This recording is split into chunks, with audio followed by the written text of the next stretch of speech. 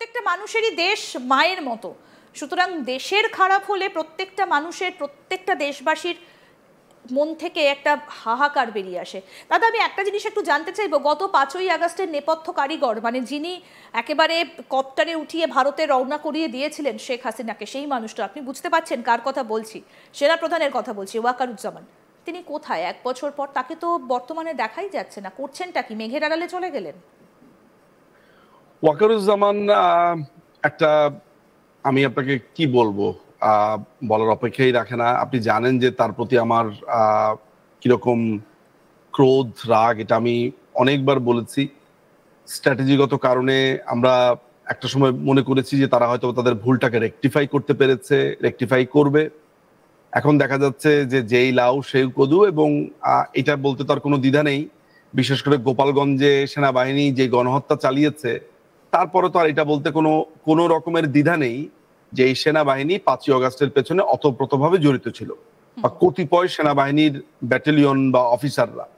সমগ্র সেনাবাহিনীকে বলাটা ঠিক হবে না হয়তো, বা আমি বলবো কতিপয় বা কিছু, এটা একটা সম্মিলিত প্রচেষ্টা ছিল। আর ওয়াকারুজ্জামান এখন আছে। ওয়াকারুজ্জামান হচ্ছে তার 2026-এর জুন পর্যন্ত তার চাকরির মেয়াদ। এইটাকে সে কিভাবে বাঁচিয়ে রেখে এলপিআর যেতে পারে আর 1 বছরের জন্য। এরপরে কানাডাতে যে কোটি কোটি টাকা পাচার করেছে সেখানে চলে যাবে তার মেয়ের কাছে। এটাই হচ্ছে তার একমাত্র ধান্দা। এটা ছাড়া আমি আর অন্য কিছু দেখি না। আচ্ছা, মানে আপনি বলছেন যে এরপর ওয়াকারুজ্জামান দেশ ছাড়তে পারেন, কিন্তু মোহাম্মদ ইউনূস কি করবেন? তিনি কি দেশ ছাড়বেন? ইউনূসের পুরো ব্যাপারটা আমার কাছে যেটা মনে হচ্ছে যে তারা যে এই পাতানো ইলেকশনটা দিবে, এই ইলেকশনের পরে এই এনসিপি আর জামাতকে ক্ষমতায় আনার পরে সে রাষ্ট্রপতি হিসেবে থাকতে পারে, তাকে রাষ্ট্রপতি হয়তো বা বানানো হতে পারে, এই ধরনের একটা সম্ভাবনা আছে।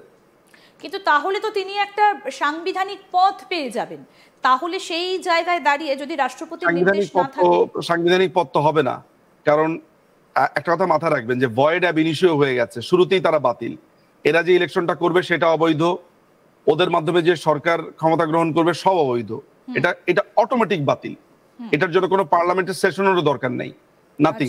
এটা এমনই বাতিল যে এটার জন্য কোনো পার্লামেন্টের সেশন করেও বাতিল করার দরকার নেই। আচ্ছা, একদম শুরুতেই বাতিল। সুতরাং এই যে আপনি বলছেন যে সাংবিধানিক একটা পদ পেয়ে যাবে, প্রেসিডেন্ট হবে, পুরো প্রক্রিয়াটা যখন অবৈধ, তখন সে বৈধ পজিশনে গেলেও যেই প্রক্রিয়ার মাধ্যমে দিয়ে এসেছে সেই প্রক্রিয়া অবৈধ হওয়ার কারণে পুরো কাজটাই অবৈধ হয়ে যাবে। আচ্ছা, বিএনপির কি বক্তব্য এই মুহূর্তে, গত 1 বছর পর? তারা তো এখনো পর্যন্ত ক্ষমতায় ফিরতে পারলেন না। বিএনপি আসলে যা করছে সেটা হচ্ছে বাংলাদেশ আওয়ামী লীগের নেতাকর্মীদের উপর অত্যাচার, নিপীড়ন।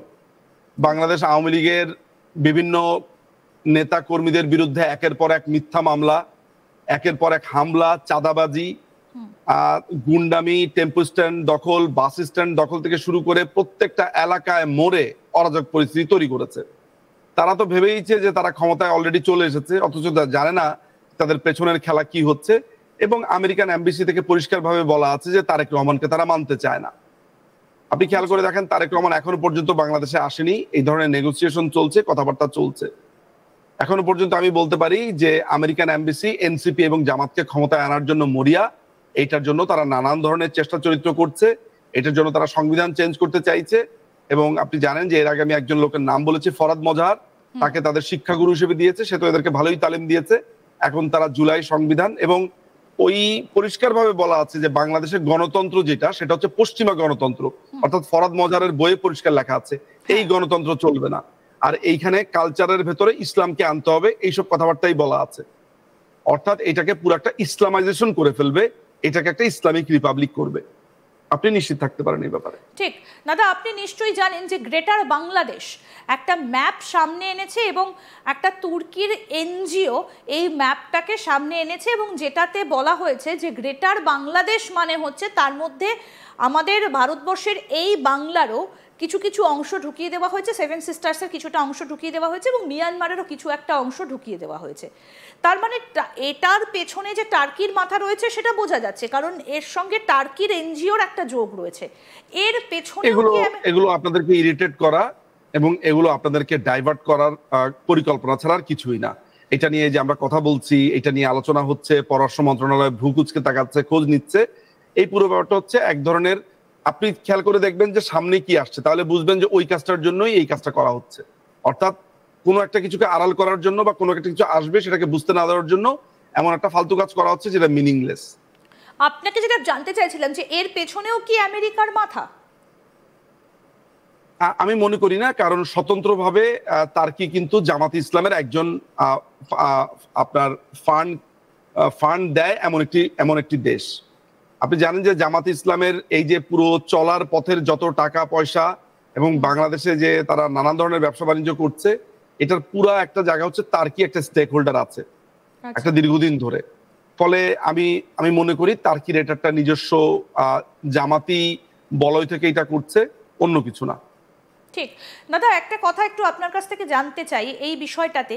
এই যে যেদিন ধানমন্ডি ভেঙে ফেলা হয়েছিল, 32 নম্বর ধানমন্ডি, শেখ মুজিবরের স্মৃতি বিজড়িত সেই বাড়ি, সেদিন আপনি সেদিন আপনি কার্যত কেঁদে ফেলেছিলেন, ভাষা হারিয়ে ফেলেছিলেন। তারপর থেকে আরো অনেকগুলো মাস চলে গেল। এই একটা বছরে কি কি পরিবর্তন হলো বাংলাদেশে, যদি 1, 2, 3, 4 করে একটু বলেন।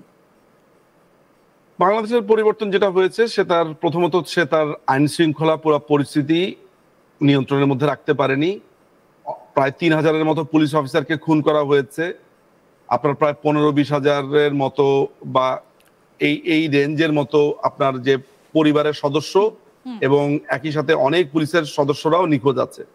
অর্থাৎ এই 3-4 হাজার পুলিশের ফ্যামিলিকে যদি আপনি এক্সটেন্ডেড ভাগ করেন, এক একটা ফ্যামিলিতে এভারেজে 2 জন বা 3 জন করেন, প্লাস হচ্ছে অনেকেই সেখানে নিখোঁজ আছে।